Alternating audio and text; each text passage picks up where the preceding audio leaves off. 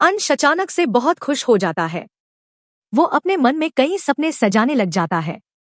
वह सोचने लगता है कि कविता अब इसी कॉलेज से पढ़ाई करेगी तो वह अपनी दिल की बात उसे आसानी से बता पाएगा। अंश कितना खुश हुआ कविता को देखकर यह सिर्फ अंश को ही मालूम है, मुझे यानी लेखक को भी नहीं। वो कविता से बात करने के लिए जाता है। कविता अंग्रेजी के प्रोफेसर से बातचीत करके क्लासरूम से जा चुकी थी। अंश दौड़ते हुए क्लासरूम से बाहर जाता है और कविता को ढूंढता है पर कविता उसे नहीं दिखती। कविता वहां से जा चुकी थी। अब अंश बेचारा फिर परेशान। मुझे तो हंसी आ रही है अंश की स्थिति देखकर। क्या करें, प्यार कमबख्त चीज ही ऐसी है।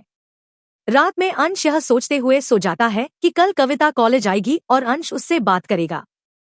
अंश और कविता कॉलेज में मिलते हैं। वे एक दूसरे से बहुत बातें करते हैं। अंश बड़ी कोशिशों के बाद उससे अपने प्यार का इजहार कर देता है। कविता के कान तो मानो यही सुनने को बेताब थे। कविता अंश को गले लगा लेती है और कहती है कि हमें भी आपसे प्यार है, बस कहने में हिचकिचा रहे थे। अंश और कविता कॉफी शॉप पर साथ में जूस पीते हैं और बहुत सी बातें करते हैं। तभी आवाज आती है, उठो अंश, सुबह हो गई, कॉलेज नहीं जाना क्या? यह अंश की मम्मी जी की आवाज थी। सच है, जिसके बारे में सोचकर सोते हैं वह कभी कभी सपने में आ जाता है। अंश कॉलेज जाकर कविता का इंतजार करता है पर वह नहीं आती। अंश ऑफिस जाकर कविता के बारे में पता करता है तो मालूम चलता है कि कविता का दाखिला इस कॉलेज में हुआ ही नहीं।